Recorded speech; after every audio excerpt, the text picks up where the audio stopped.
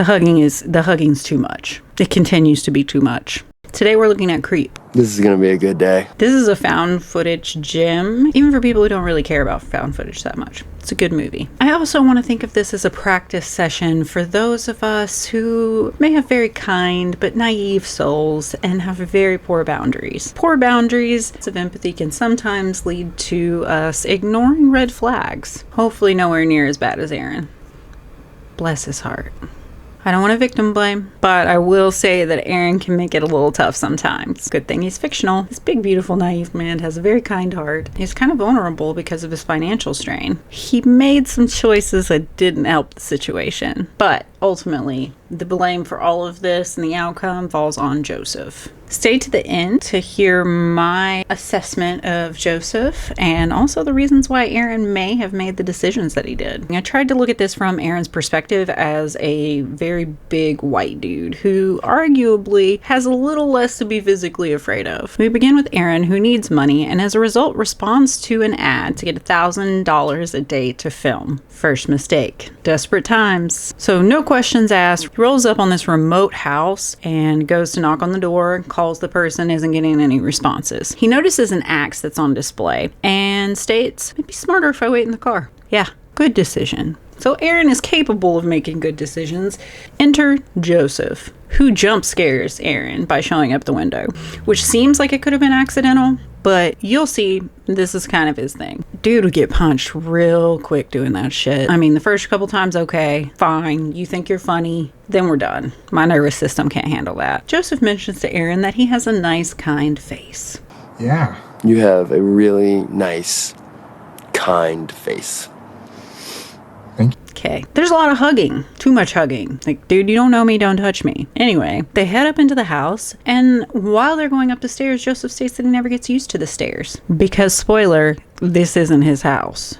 So Josef made me uncomfortable from the very beginning, but a lot of people do, and people are weird. So I just tried to keep an open mind in my first viewing. But of course, it's a horror movie, so I knew something was going to happen. Josef explains to Aaron that he has terminal cancer, but he is married and his wife is pregnant. As a result, he wants to have a day in his life recorded so that it can be shared with his unborn child once he's gone. Makes some comments about the power of positive thinking. Okay. He tells Aaron that they are going to call their unborn child Buddy. You know, I've heard a lot of commentary on this about how that's like real silly, but I will say that I did know somebody named Buddy when I was growing up, but Kentucky. Josef takes no time in walking Aaron into the bathroom, stripping down naked and hopping in the bathtub, and Aaron's just like, all right. That's not going to be anything weird at all. So while he's in the bathtub, he is pretending to play with a baby, which is creepy, but is also kind of sad given the context. I can see how Aaron would be like, is this his way of processing the fact that he's leaving behind a child? All right, trying not to judge. It's real uncomfortable. Then there's an abrupt mood shift in Josef. He gets serious as fuck. He says things about he maybe has 2 or 3 months left and that he's going to be very sad and in pain. So why should he wait? He slides down slowly in the tub and submerges himself in the water. And Aaron's just kind of like watching him, recording him, and it's like, hey, Josef. Then Josef jumps up screaming. Like I said, kind of his thing. He then states it was a joke and I'm sorry. Aaron is easily startled. Enter Peach Fuzz, who's a wolf mask that Aaron happens upon. Scares him because, you know, he's a little jumpy at this point. Aaron, who cheerfully describes how he and his father created Peach Fuzz, puts on the mask, his little song and dance. Hello, my name is Peach Fuzz. I might look like I eat you up, but I'm as friendly as a rabbit, and there's nothing to fear. Creepy, like everything that Josef does. So there's multiple instances in which Aaron should have been like, I don't know about this anymore. I should probably leave. But he's already been paid. He has the money in his hand. And so he's trying to follow through on what he promised Josef, especially because, you know, Josef says he's going to die. Josef and Aaron are going to go out to this spring. Supposedly is healing in some way. During this time, in hindsight, you can look back and see that Josef is just lying his ass off. He's pretty good at it. So they go off into the woods. Josef yells, "Let's go cure cancer." And just randomly sprints off. That was another thing about Josef. He likes to randomly sprint off. Aaron's getting clearly annoyed at this point, but chooses to continue to follow the stranger out in the woods alone. As you can see here, Aaron's got size on his side when it comes to Josef, so he probably didn't see Josef as incredibly threatening. Probably still not a good idea to follow someone out in the woods that you don't know. So Josef jumps out to scare him. This time he grabs the camera and he's like, "Ah, look at you. Oh, you're mad." And Aaron's like, "Yeah, man, I fucking am." Josef goes on to state that he just had a near-death experience. He tells Aaron, "This is what it feels like when you're going to die. Aaron, honey, leave." So they continue their hike, and Josef talks about the axe that is in his front yard. He asks, he's like, "Was a small part of you worried that I was going to murder you with that axe?" Aaron asks him, at this point, now that they're like well into the woods, "Do you know how to get back?" Josef, seemingly unaware of where he's headed and how to get back, says, "That's back there, man. You gotta go forward." So they find a heart-shaped rock. Josef sees this as a sign of, oh, we found the right space. They end up just kind of playing in the creek and pretend baptizing each other, and it's kind of cute and playful, and you're like, all right, well, okay, Aaron's just kind of playing along with this dude. They hug each other. Josef carves J and A into a rock with a heart. So they do leave this place. Aaron doesn't get killed yet. So they go to buy lunch at a place that Josef claims has great pancakes, but when he gets there, he acts like he's unfamiliar with the menu, despite discussing how great they were previously. He asks Aaron if he's ever done anything he's really ashamed of. So the boundaries are just like non-existent in this conversation. He calls him a handsome devil. There's a very serious pee pants story that I'm just not going to get into because it's just like, what? Why are we? What?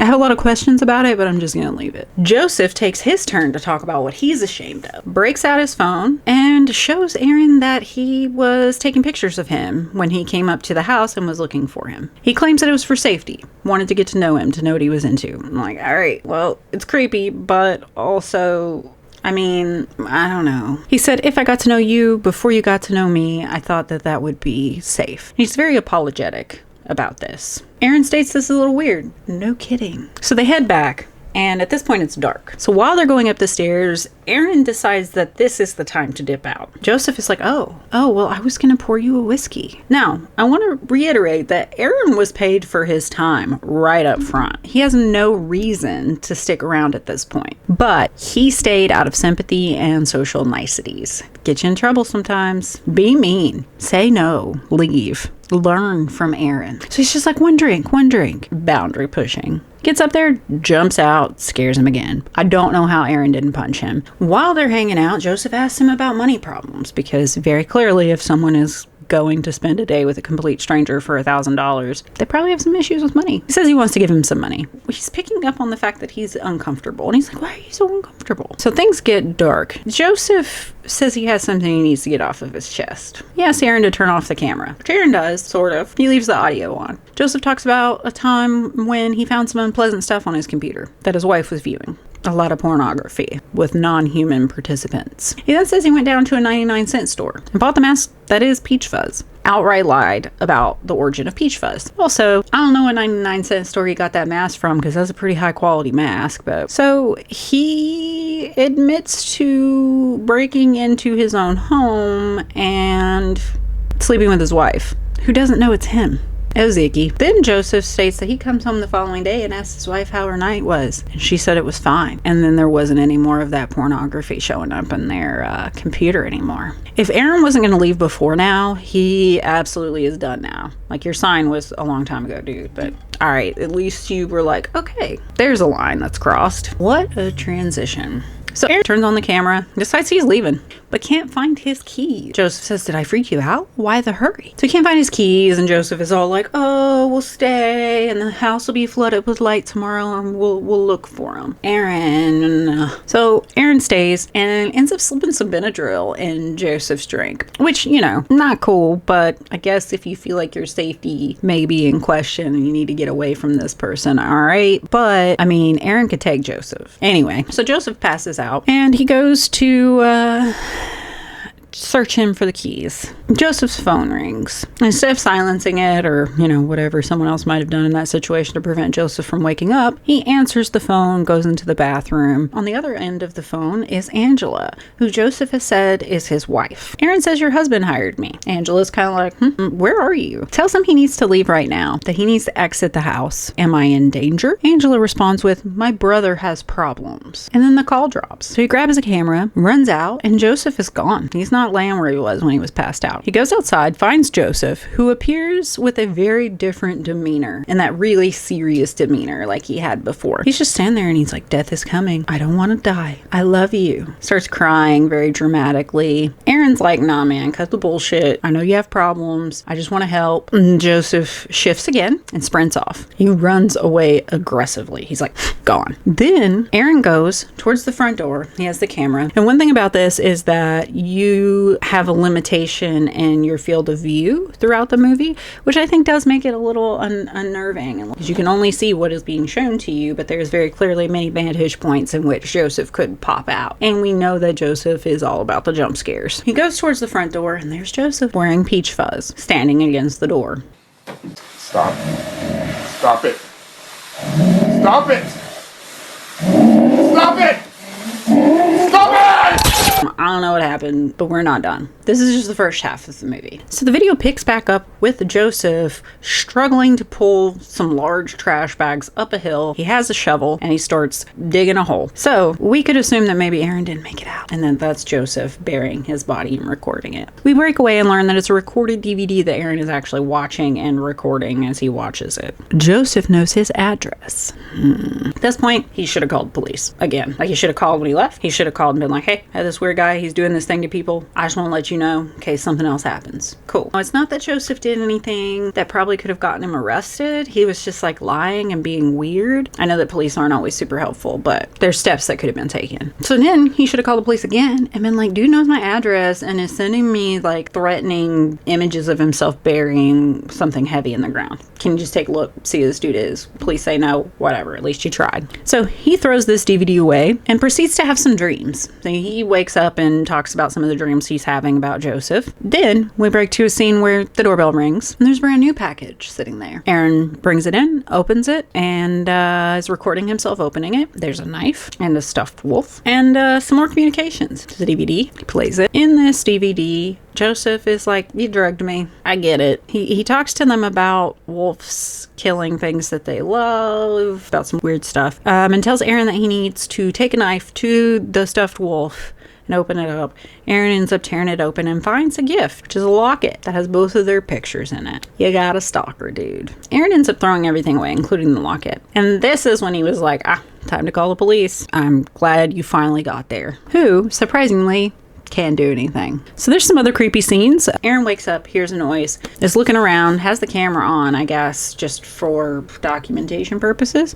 We see Aaron standing at the back door outside. Nothing happens. Aaron goes to investigate. Door wasn't even locked. He goes outside. Don't go outside. He sees that his trash has been gone through, assumes that it's probably a raccoon named Joseph. Nothing happens, but you are expecting it. And that's a pattern in this movie, is that there are times where it's like, oh, he's gonna, okay, nothing happened. It really takes you through a series of kind of ups and downs. Oh, by the way, Joseph absolutely broke in and filmed him while he was sleeping and cut a piece of his hair off, which shows just how much Joseph had been playing around with Aaron the whole time. He has many opportunities to kill him throughout this story and chooses not to. So he gets another video from Joseph, who obviously went through the trash, and he lets Aaron know that his feelings are hurt because of the locket, and he says that he had some inappropriate thoughts about what he wanted to do to him and himself. He even mentions some of the red flags. So Joseph seems to be expressing some insight and awareness and apologizes for his behavior. He says, I don't know what's wrong with me.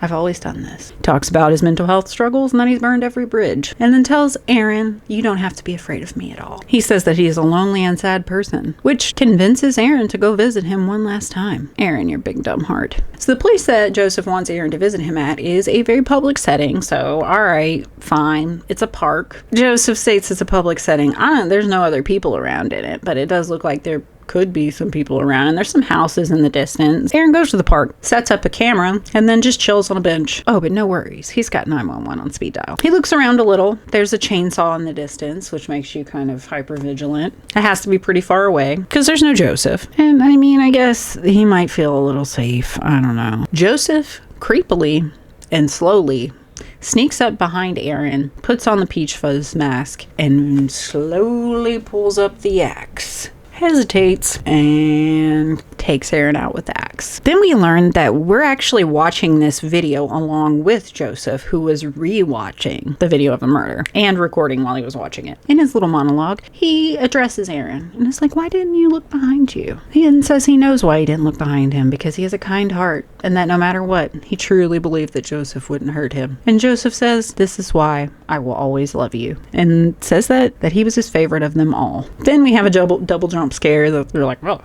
okay. We end with him putting away a DVD while he is setting up his next victim. We see this big cabinet, lots of VHS cabinets in it, but Aaron's has a heart. Joseph is a serial killer. This is where we know that for sure. This movie disrupts normal patterns and stories, which I think makes it unique. It feels like the movie goes by quickly, and it is relatively short. I personally don't feel like there's a lot of lulls. You also feel uncomfortable and unsettled all the way through. Let's talk about Aaron for a second. Why would Aaron let it go this far? There's a lot of reasons. Aaron is a very kind person. He's desperate for money, but as we see, he gets the money, could take off, but chooses not to. Part of him probably wants to help him out. He feels sorry for him, which is what Joseph was banking on and preyed on. Sometimes people will ignore these red flags and question themselves and allow boundaries to continue to be violated. When they do this, there's a good chance that they weren't raised with great boundaries, that they could have been in an abusive situation. We learn from the pee pants story that I didn't really go into that Aaron's mom used a method of shaming him to try to change a behavior. Not great. We don't know enough to really say for sure, but someone with high empathy, poor boundaries, may be more likely to accept this stuff and give chance after chance, as we saw. Not always a good idea, obviously. If I had to assess Joseph, definitely some mental health things, clearly. When considering his actual symptom presentation, he does seem to have lower empathy, stalking behaviors, indicating a disregard for the rights of others. He has some pathological lying, he's real good at it, very manipulative, and does all of this to achieve his own desired result. He can mask his true intent as needed, skillfully. Joseph is also messing with us as the viewer. I think that you're either yelling at Aaron for being dumb, or going, well, I get it, the poor guy. Ultimately, Joseph is what is commonly referred to as a psychopath. It's antisocial personality disorder. He is playing with him and us, which becomes more apparent throughout the course of the movie, but is confirmed in the next one because there's more of Joseph's story. You just had a near-death experience.